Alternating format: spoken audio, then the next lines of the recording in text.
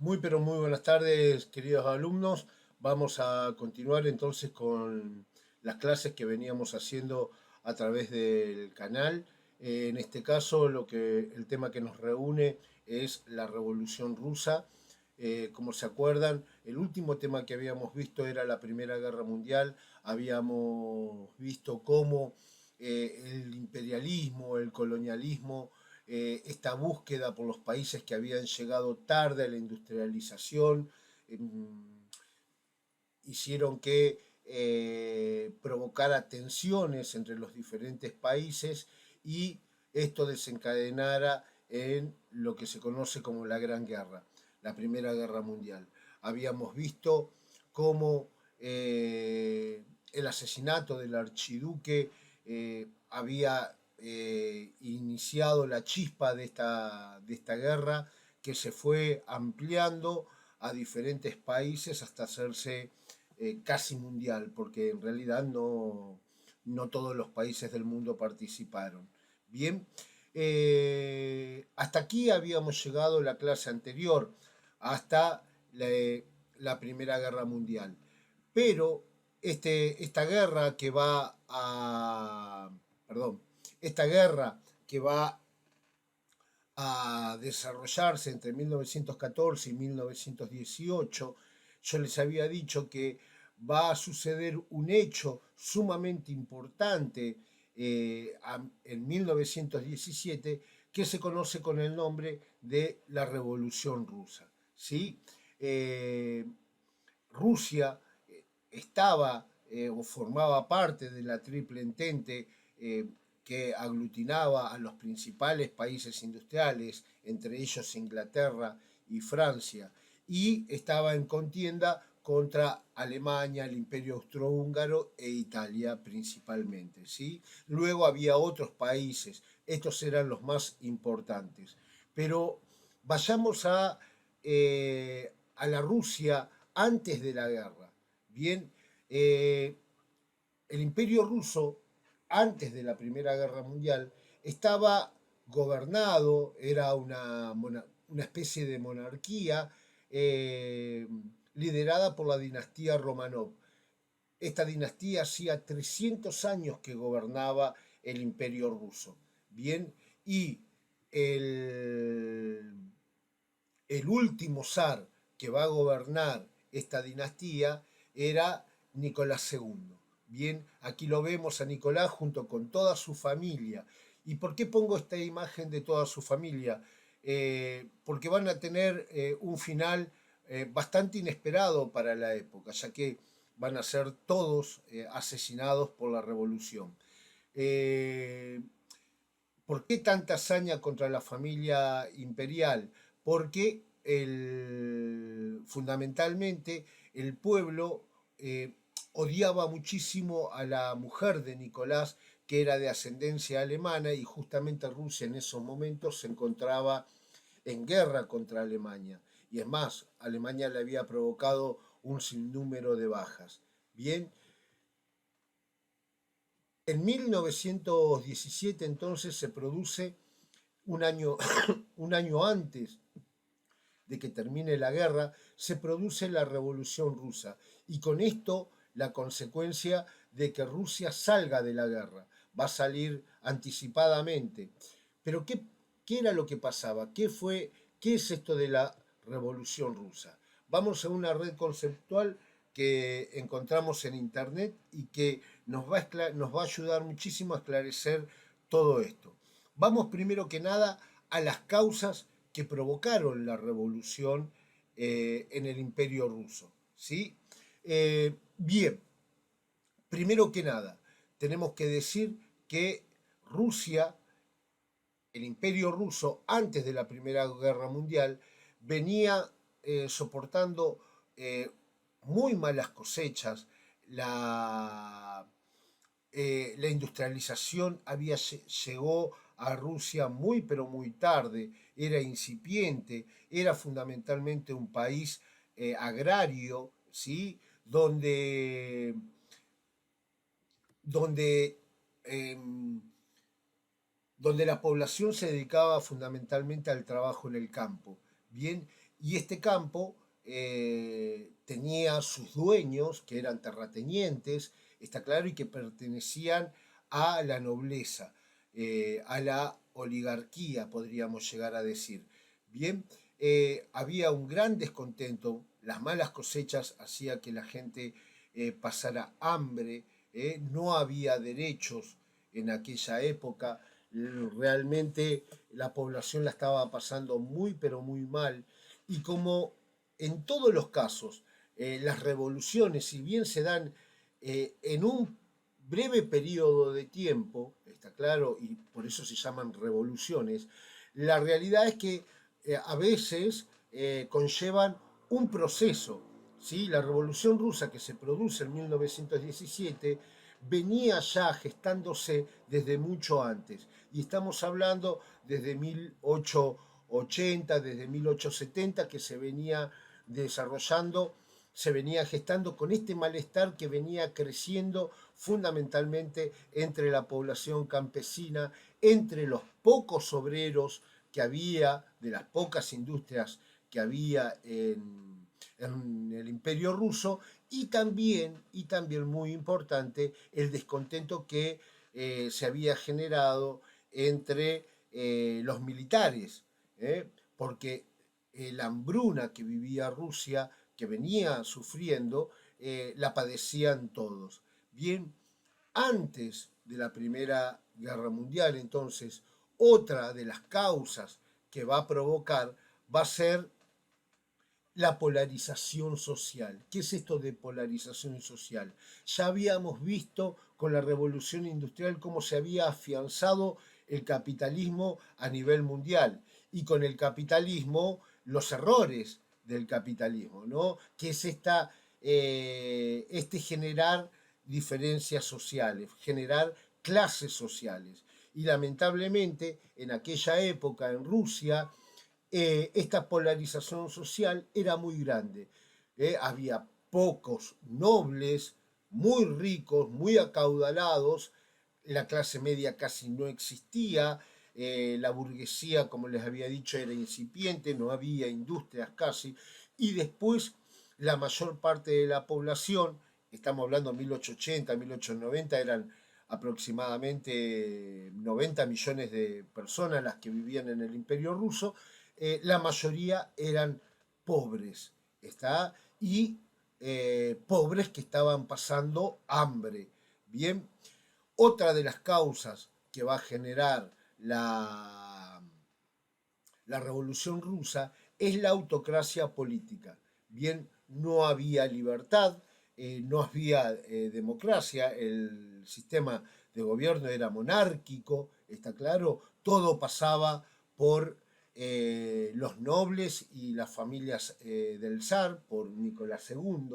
Bien, así que esto también traía muchísimo descontento. Si bien había habido cambios en Rusia antes de 1917, donde se les dio un poco más de libertad al pueblo para que ejerciera la política, es más, aparecen algunos sindicatos, aparecen grupos políticos, pero la realidad es que para la gente del campo se había terminado con la semiesclavitud que existía, pero era tal el hambre que había que la gente seguía trabajando en el campo para los dueños de esos campos, ¿sí? Que tenían muchísimos privilegios. Bien, si bien había habido entonces, se habían desarrollado algunas libertades ya con Alejandro III, padre de Nicolás II, la realidad es que el descontento y el malestar continuaba. Bien, otra de las causas que va a provocar o va a terminar desencadenando es la oposición justamente hacia la oposición hacia este régimen autocrático, este régimen monárquico. Y uno de los principales, ya vamos a ver más adelante, no era el más importante. va a ser esta persona que tenemos aquí en pantalla, que se lo conoce con el nombre de Vladimir Ulyanov Lenin, ¿sí? Que era abogado, era un político muy importante que se va a ver obligado a exiliarse, primero en Suiza, después en Finlandia. eh, Tenía ideas socialistas, ya vamos a ver qué es esto del socialismo,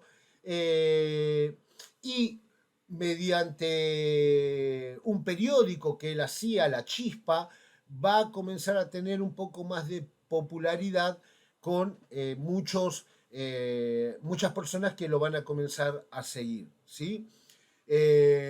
Y por último, y el más importante desencadenante de la Revolución Rusa, es la entrada a la Primera Guerra Mundial.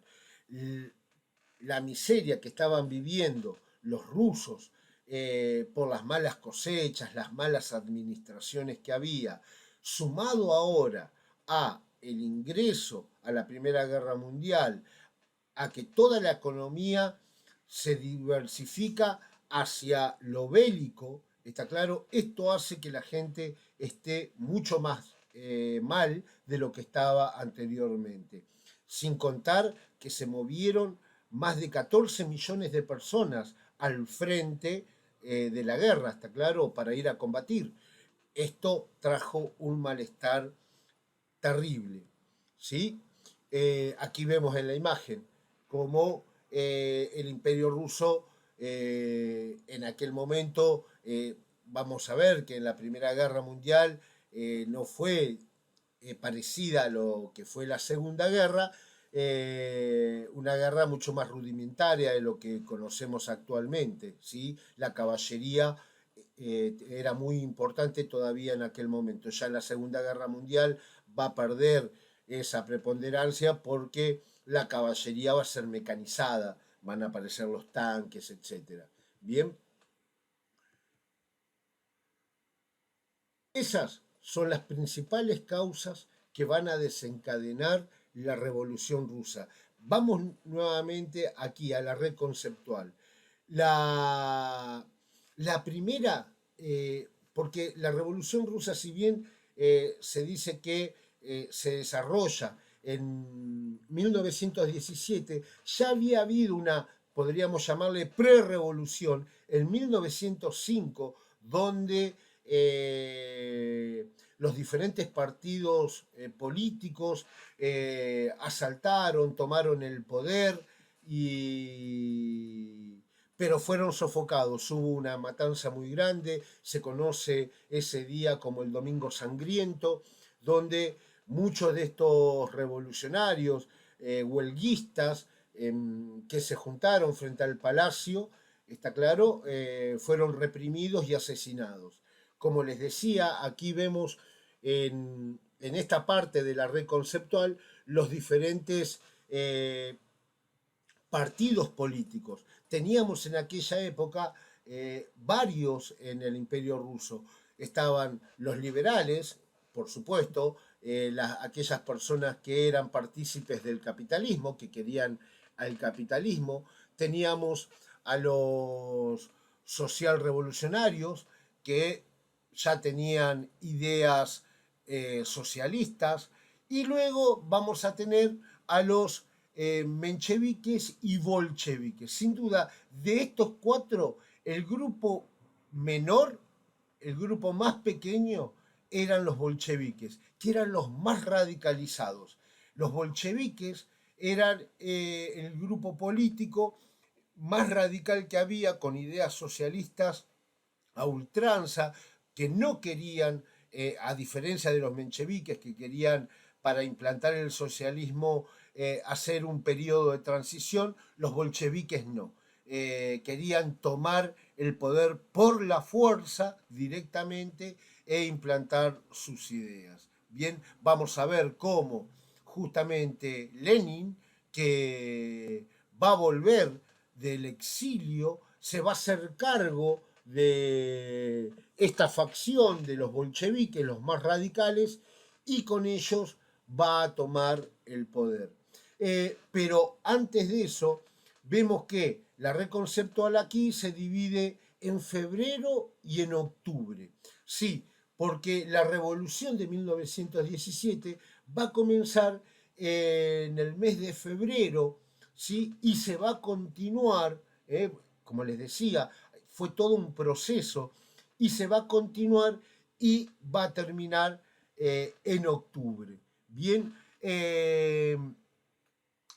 ¿cómo comienza entonces en 1917?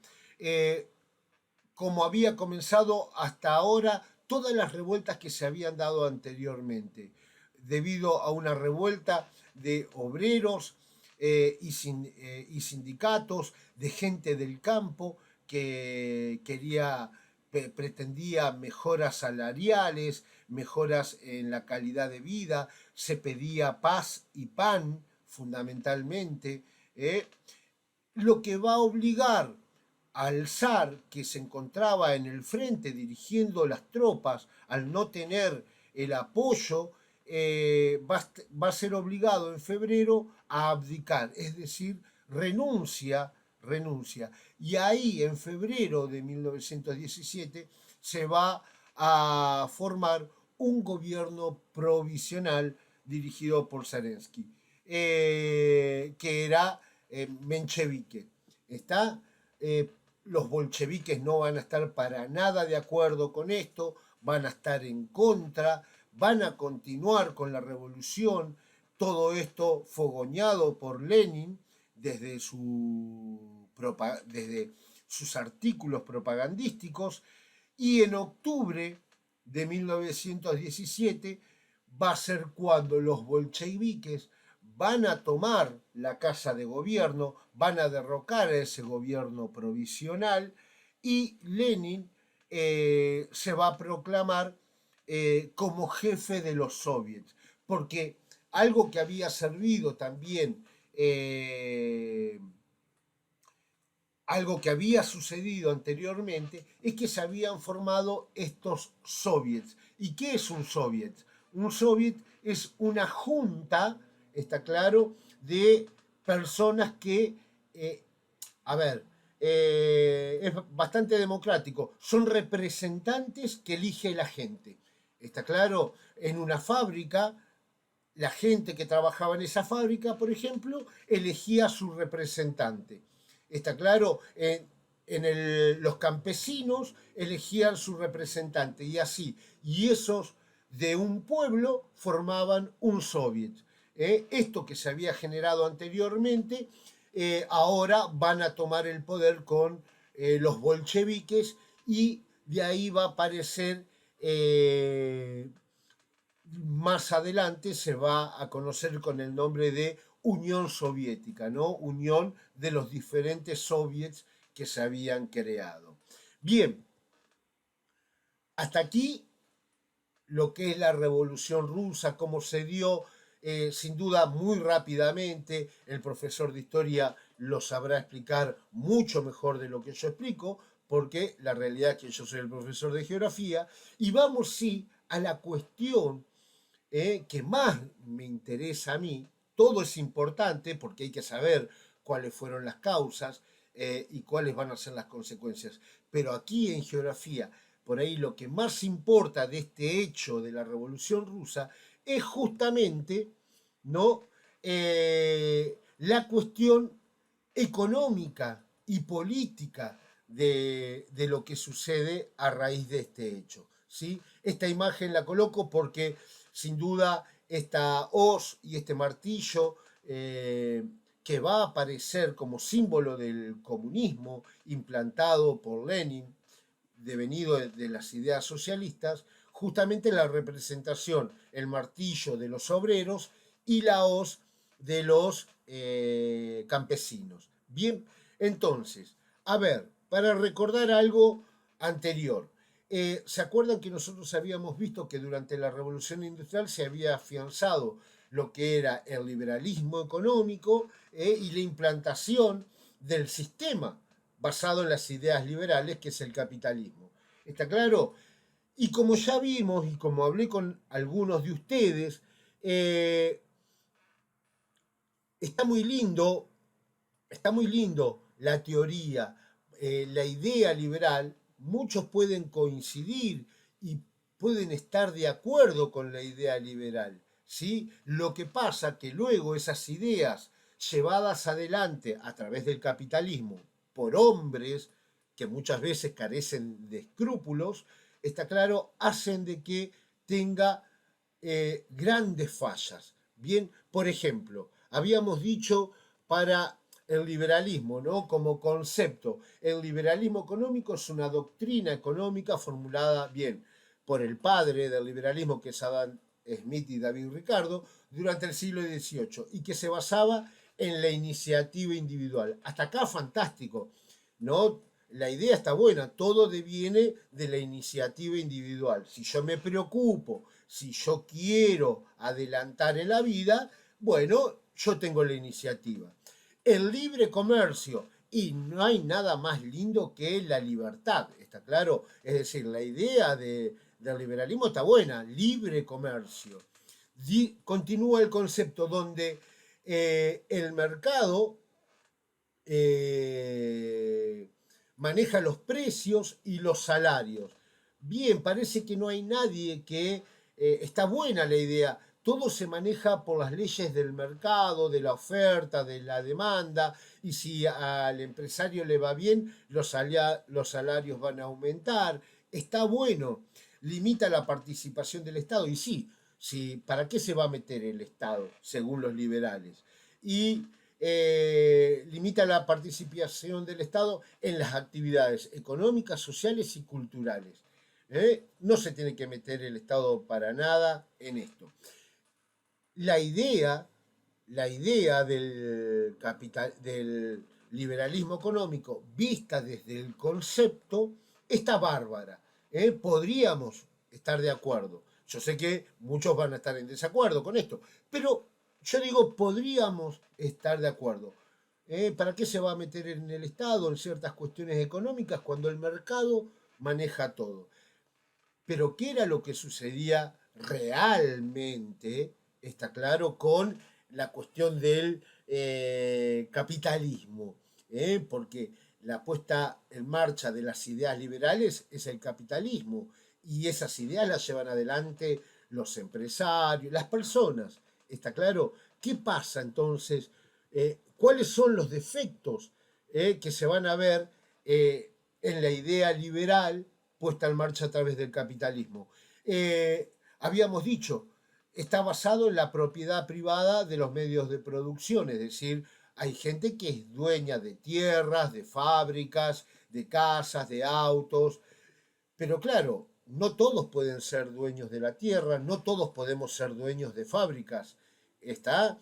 Es decir, los que son dueños de los medios de producción son pocos, son pocos. Así que ya ahí vamos a ver que justamente muchas personas que son dueñas de los medios de producción quieren ser dueñas de más medios de producción. ¿Está claro? No se conforman con vivir bien, quieren vivir mucho mejor todavía y a veces en contradicción con lo que quiere el asalariado, que es el que trabaja. Eh, el libre comercio, ya habíamos dicho, está bueno esto de la idea de el libre comercio. Más adelante vamos a ver cómo muchos países que defienden esta idea de libre comercio, después, por ejemplo, a nosotros, la Argentina, no nos compran la carne porque defienden su mercado, sus productores de carne. Por ejemplo, Estados Unidos. Está claro que no, nuestros limones que producimos en Tucumán son mucho más baratos que los que producen ellos, pero no nos compran a nosotros. ¿Por qué? Porque protegen a sus productores. Y ellos son los primeros que defienden la idea de libre comercio. Ven cómo la idea está buena, pero después los que la llevan adelante hacen lo que les conviene a cada uno. Dicen, está bueno para el capitalismo, para el liberalismo, la no intervención del Estado. Ya habíamos dicho, esto podría estar bueno sí, bárbaro, pero si el Estado no se metiera, por ejemplo, como en nuestro país, haciendo hospitales, haciendo escuelas, ¿dónde nos atenderíamos? ¿Dónde estudiaríamos? Dice que el interés individual es la motivación dominante. Es decir, como habíamos dicho con algunos compañeros, el capitalismo llevado adelante es sumamente individualista. Solo le importa cómo le va a uno. Está claro, los demás no importan. En un mundo capitalista, las ideas llevadas adelante por estas personas es así. Y dice que donde los mercados se regulan la competencia y los precios. Lo que pasa es que a veces está bueno, visto desde si las empresas compiten entre sí, bien, los precios entonces van a bajar, van a hacer mejores productos, van a competir entre ellos.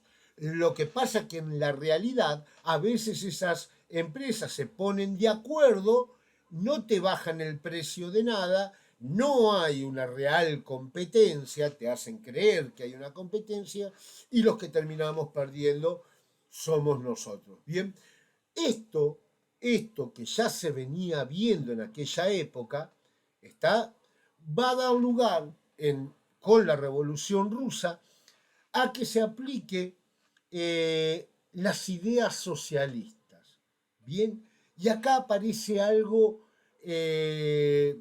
la contracara del capitalismo, porque el socialismo, dice acá la definición, es una doctrina económica, una idea económica, política y social, retomada por Marx y Engels. Sin duda el padre del socialismo es Karl Marx, ¿no? En el siglo XIX. ¿Por qué dice retomada? Porque las ideas ya estaban, ellos las retoman y van a escribir un manifiesto que se va a conocer con el nombre de Manifiesto Comunista. Bien, basada en la supresión de la propiedad individual. Claro, como veían que el capitalismo generaba poca gente, pocos ricos teniendo muchas propiedades, lo que el socialismo lo que va a tratar de suprimir es justamente la propiedad individual, que la gente no sea dueña de nada, y menos que menos de los medios de producción, de los campos, las fábricas, etc. El reemplazo del asalariado por un régimen colectivista. ¿Qué es esto de reemplazo del asalariado? Bien, que para el socialismo, está claro, los dueños de la fábrica no tiene que ser una persona, el empresario. Los dueños de la fábrica tienen que ser los que trabajan en la fábrica. Por eso dice reemplazo del asalariado del trabajador por un régimen colectivo, es decir, los dueños, los que manejan la fábrica y los que ganan, está claro, de esa fábrica, son los trabajadores.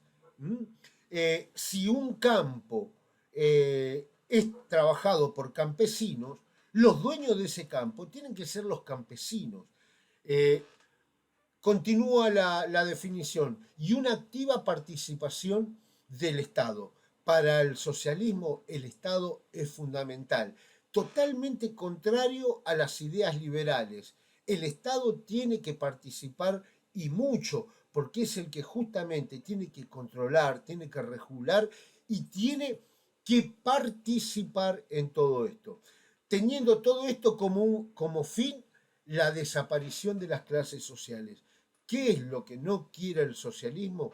Es que se generen esas diferencias entre clases sociales, que haya pocos ricos y muchos pobres. No, que haya una igualdad.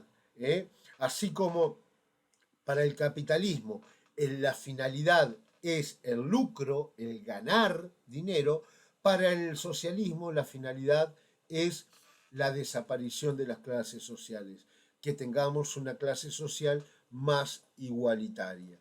Bien, hasta acá, fantástico, podríamos estar de acuerdo con las ideas socialistas, pero la realidad es que llevadas adelante por Rusia, lo que Rusia hace es tomar las ideas socialistas, está claro, pero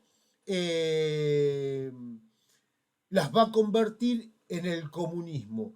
Va a tomar algunas ideas. Por ejemplo, el Estado va a tener injerencia en todo. Vieron que les había dicho que para las ideas, para la idea socialista, se cambiaba el asalariado por un régimen colectivista. Los dueños de la fábrica tenían que ser los trabajadores. Bueno, con el comunismo nunca se llegó a eso. Eh, Lenin va a implementar algunas ideas socialistas dentro del comunismo que se va a vivir en Rusia, pero no todo. ¿Está? Y lamentablemente también va a ser un régimen, el comunista, donde se van a perder muchas libertades individuales. ¿Mm?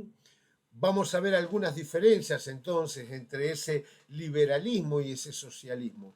¿Está? ¿Qué es lo que te lleva o a lo que te lleva el liberalismo? A la acumulación de riquezas. Bien, lo que dice el liberalismo, que es individualista, se basa en la acumulación de capital, en la acumulación de riqueza. En cambio, para el socialismo lo que se pretende es justamente que la riqueza que se genera en un país se reparta entre todos. Reparto de la riqueza. Otra, sin duda, el liberalismo económico, las ideas liberales llevadas a través del capitalismo genera privilegios. Y sí, los ricos van a tener muchos privilegios, que nosotros los pobres, sin dudas, no los tenemos. Está claro, en cambio, para el socialismo, lo que pretende la idea socialista es justamente la igualdad de derechos y de oportunidades, que lo hablaba con muchos de ustedes, ¿no? No es la generación de privilegios, sino la igualar las oportunidades para alcanzar ciertas cuestiones. El liberalismo genera elitismo, mientras, ¿qué es el elitismo? La generación de las clases sociales, que haya una clase social alta y una clase social baja. Como saben, no voy a hablar de clase media ahora, sí lo podremos hablar en la clase. Esta generación de clases. Bien, en cambio, para el socialismo, justamente lo que se intenta generar es esa supresión de clases sociales, que todos seamos más o menos iguales. El interés particular y el lucro individual, ya lo explicamos, mientras que para el socialismo lo que pretende es un interés general y un beneficio para todos, un beneficio público. La competitividad, y sí, el capitalismo se basa en ser competitivos, siempre lo escuchamos. Si competimos vamos a ser mejores. Para el socialismo lo que dice es, si cooperamos entre todos vamos a ser mejores. La competitividad lo único que nos lleva es a matarnos entre nosotros. La cooperación es la que nos ayuda a crecer. Estas son las ideas socialistas, ¿no? Bien, la producción de basura, del usar y el tirar, está claro, es decir, el capitalismo, el liberalismo se va a basar, o el capitalismo fundamentalmente se va a basar en esta idea de el consumo, que todo funciona a través del consumo constante. Por eso los productos no pueden ser duraderos. Se tienen que usar un breve periodo de tiempo y luego otro que lo reemplace, o si se rompe, o que se rompa ese producto para que la gente tenga que comprar. En cambio, para el socialismo, la idea es justamente generar productos de calidad, duraderos, la durabilidad. Bien. Y el consumo y el derroche, mientras que para el socialismo la moderación y el uso responsable. Visto así, de este modo, la verdad que me quedo con las ideas socialistas por lo que genera y por todo, ¿no? Antes que las ideas del liberalismo económico. Visto así de esta forma, la realidad, como les decía hoy, es que lamentablemente tanto el capitalismo, para aquellos que están de acuerdo con el capitalismo, eh, llevado adelante por gente con pocos escrúpulos, tiene muchas falencias, y el socialismo llevado adelante por gente sin escrúpulos, como lo hizo el comunismo, está claro, también tiene sus grandes falencias. La realidad es que a partir de aquí, de este momento, con la Revolución Rusa y la implementación de este sistema económico, político y social que va a ser conocido con el nombre de comunismo, está claro, se va a generar un antagonismo entre las ideas liberales y las ideas socialistas, ¿sí? Y dos países que van a defender a ultranza estas ideas, las liberales, las capitalistas por parte de Estados Unidos, y las socialistas, las comunistas, por parte de la Unión Soviética. Bien, recordemos que en 1917 entonces se produce la Revolución Rusa, se comienza a implementar estas ideas a través del comunismo, y en 1922 va a aparecer en el mapa la nueva denominación que va a ser la Unión de Repúblicas Socialistas Soviéticas, la Unión Soviética. Y a partir de ese momento va a comenzar a gestarse una nueva lucha entre Occidente, liderado por Estados Unidos, y Oriente, liderado por Rusia, defendiendo las ideas socialistas. ¿Sí? Va a comenzar a gestarse. Vamos a ver que esta guerra va a iniciarse realmente luego de la Segunda Guerra Mundial. Les decía, en 1922 aparece la Unión Soviética con esta denominación, Lenin va a morir, Trotsky, que lo podía suceder, va a ser asesinado, y oh casualidad va a tomar el poder Joseph Stalin en Rusia, y no va a abandonar el poder hasta el día de su muerte en la década del 50. Sí, creo que es la década del 50, si mal no recuerdo. Ahora me puse en duda yo mismo. Bien, hasta acá entonces la Revolución Rusa, la aparición de una nueva idea social, política y económica, que son estas ideas socialistas llevadas adelante por el comunismo, y el comienzo de la gestación, diríamos, de lo que va a ser la futura Guerra Fría. Bien, les voy a estar dejando una actividad. Recuerden tomar los apuntes de toda esta clase. Sé que algunos tomaron apuntes. Si dije algo que no mencioné en la clase presencial, anótenlo, y nos estamos viendo en el aula en estos días. Nos vemos, buen fin de semana para todos. Chau, chicos.